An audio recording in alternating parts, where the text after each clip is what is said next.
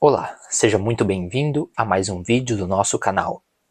Hoje falaremos sobre o maior, o primeiro, o mais icônico de todos os super-heróis, o Super-Homem. Quando pensamos nele, o que vem à mente? A capa vermelha esvoaçante, o S no peito, a capacidade de voar mais rápido do que uma bala, a força para mover até mesmo um planeta.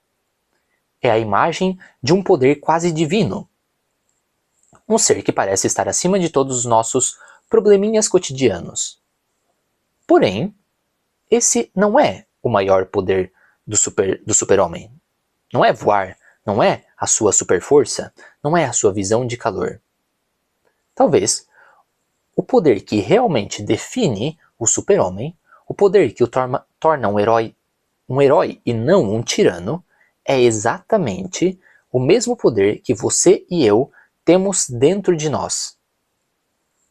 Bom, e qual é esse poder? Na maior parte do tempo, a vida do super-homem parece muito simples.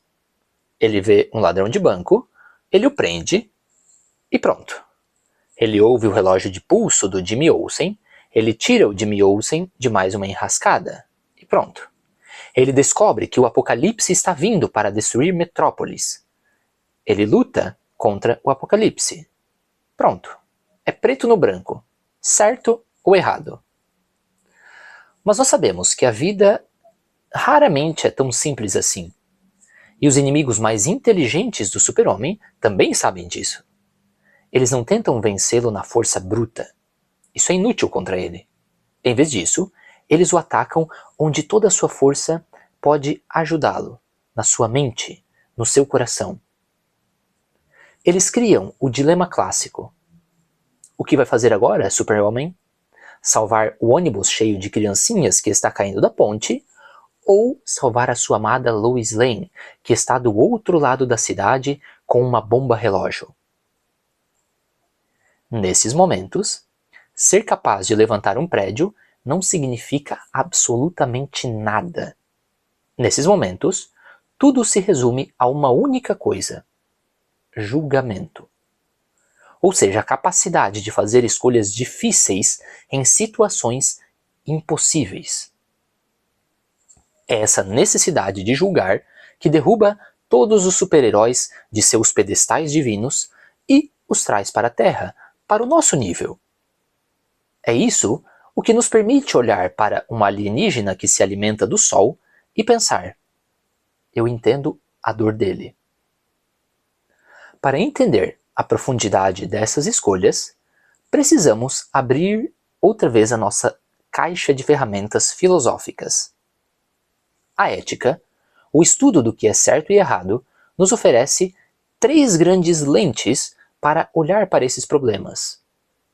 Pense nessas lentes como 3 sistemas operacionais diferentes da nossa moralidade. O primeiro é o utilitarismo. O utilitarismo seria como uma grande calculadora cósmica da felicidade. A regra é muito simples. Sua ação deve sempre buscar criar a maior quantidade de bem, de felicidade, para o maior número de pessoas possível. Se você tem uma pizza e 5 amigos famintos, o utilitarista diria para dividir a pizza de forma que a felicidade geral do grupo seja maximizada. Parece muito lógico.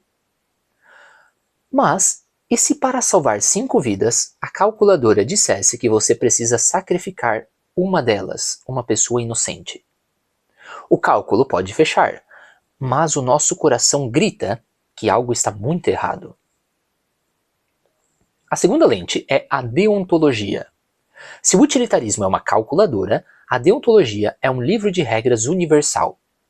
Liderada por filósofos como Immanuel Kant, essa visão diz que certas ações são intrinsecamente certas ou erradas, não importa suas consequências. Matar é errado, ponto. Roubar é errado, ponto. Mentir é errado, ponto. É um sistema que nos dá firmeza moral. Problema? O que acontece, então, quando as regras entram em conflito? Imagine a Lois Lane. Ela está investigando um esquema de corrupção gigantesco na prefeitura de Metrópolis. Ela tem 99% da história, mas para conseguir a prova final, a peça que vai derrubar os corruptos e salvar a cidade, ela precisa chantagear uma de suas fontes. E agora? A deontologia diz: chantagear é errado, ponto. Mas a mesma deontologia reconhece um dever de expor a injustiça. Qual regra ela deve seguir? O livro de regras não tem um capítulo de desempate. E isso nos leva à terceira lente, a ética das virtudes. Essa abordagem, que remonta a Aristóteles, muda o foco. Em vez de perguntar qual é a ação certa, ou qual regra eu sigo, ela pergunta: que tipo de pessoa eu quero ser? O foco não está na ação, mas no agente. O objetivo é cultivar virtudes: coragem, justiça, temperança, prudência. A ação correta é aquela que uma pessoa virtuosa faria naquela situação. Não é à toa que uma das perguntas mais populares da cultura pop é: o que o super-homem faria? Isso é a ética das virtudes em ação. Mas, como vimos com a Lois, mesmo uma pessoa virtuosa pode se encontrar paralisada diante de um dilema. Ser honesta é uma virtude. Lutar por justiça é uma virtude. E quando as duas entram em conflito? É aqui que todas essas teorias, por mais brilhantes que elas sejam, acabam mostrando seus limites. Elas são como mapas que te mostram o caminho, mas não te dizem qual caminho tomar numa encruzilhada. Para isso, você precisa de algo mais. Você precisa de uma bússola interna. Você precisa, novamente, de um julgamento. O próprio Kant, o pai da deontologia, admitia que ter as regras não era o suficiente. Era preciso o que ele chamava de a faculdade de julgar. Uma espécie de sabedoria prática que não se aprende nos livros, mas se aprimora com a vida, com a experiência. Seria o que popularmente nós chamamos de bom senso, mas elevado a uma potência moral. E agora, vamos para um dos momentos mais sombrios e definidores da história do super-homem. O momento em que não havia calculadora, nem um livro de regras, nem um modelo de virtude que pudesse oferecer uma resposta fácil para ele. Em uma de suas aventuras, o super-homem viaja para um universo de bolso, uma espécie de realidade alternativa. Lá, ele encontra uma terra devastada, totalmente sem vida.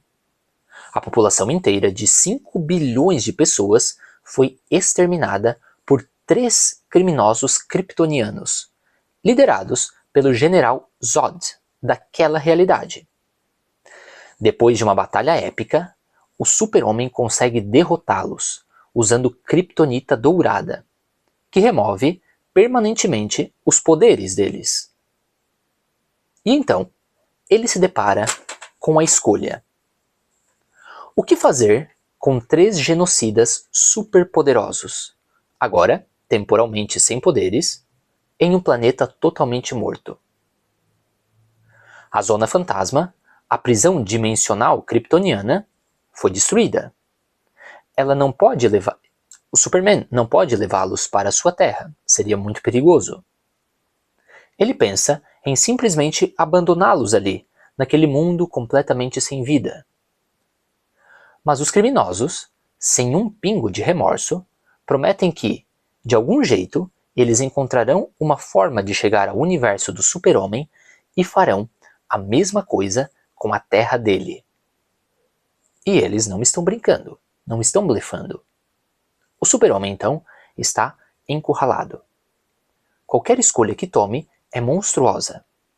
Deixá-los viver é arriscar a vida de bilhões de pessoas inocentes no seu próprio mundo. Mas a outra opção era impensável.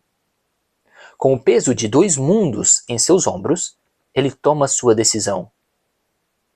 Ele se vira para os criminosos e lhes diz: o que eu devo fazer agora é mais difícil do que qualquer coisa que eu já fiz antes. Mas como último representante da lei e da justiça neste mundo, cabe a mim agir como juiz, júri e carrasco.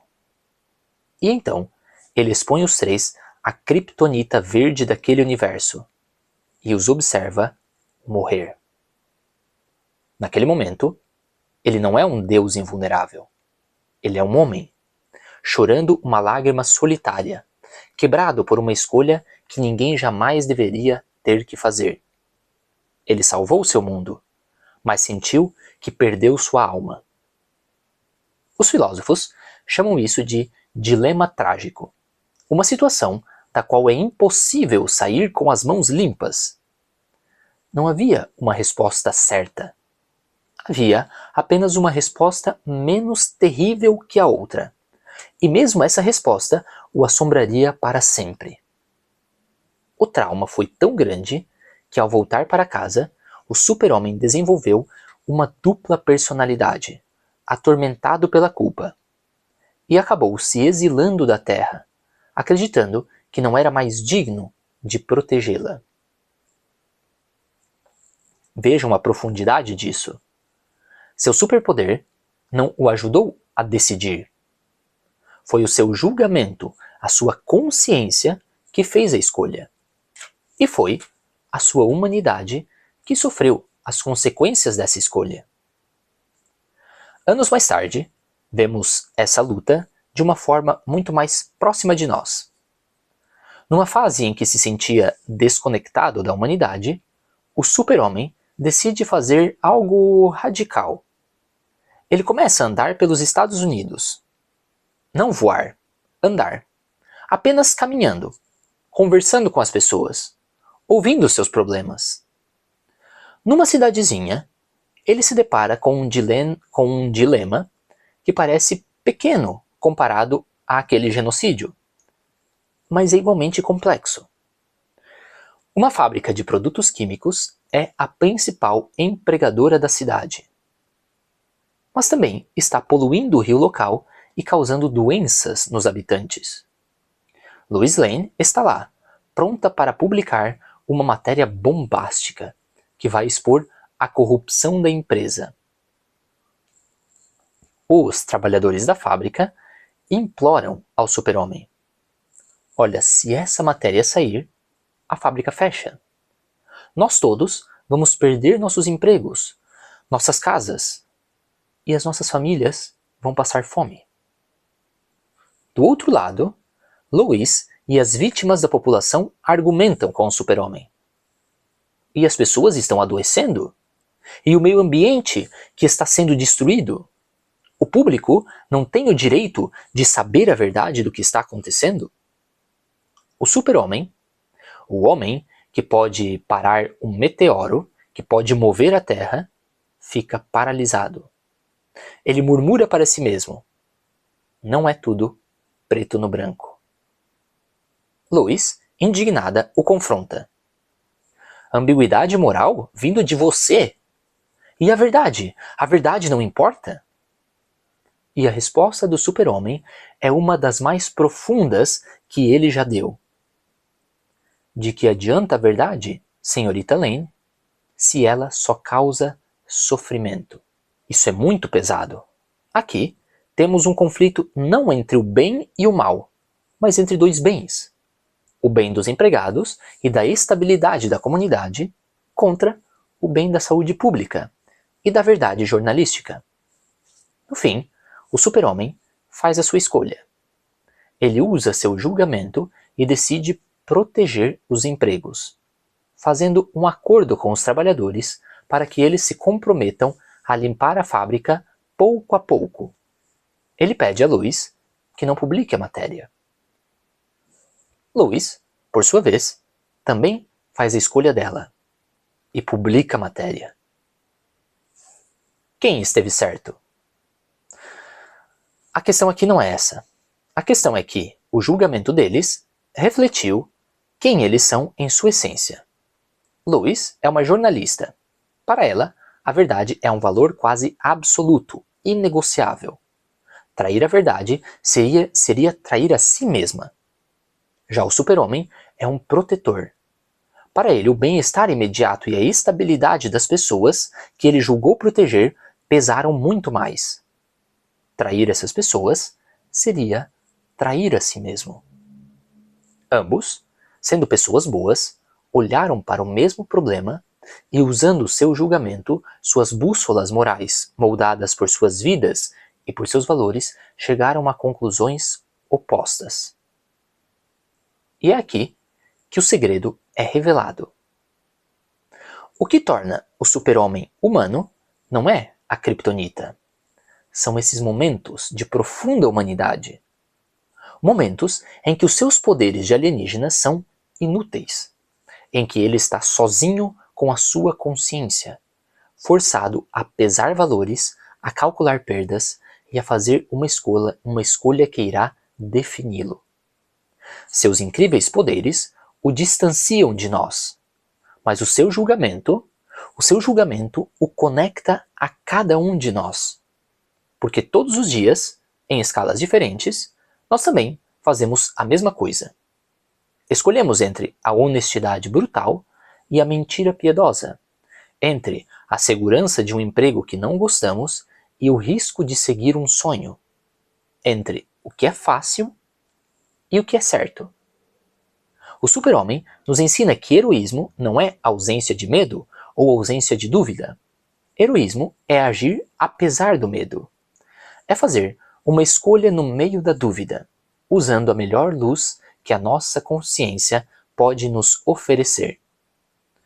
Sim, o poder de voar é espetacular, mas o poder de julgar, de escolher o nosso caminho em meio à névoa das incertezas morais, esse é o poder que realmente nos define.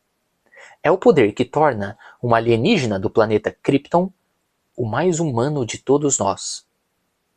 E é o poder que, se bem utilizado, pode nos tornar heróis em nossas próprias vidas. Muito obrigado pela sua companhia nesse vídeo, pensem nisso e até a próxima.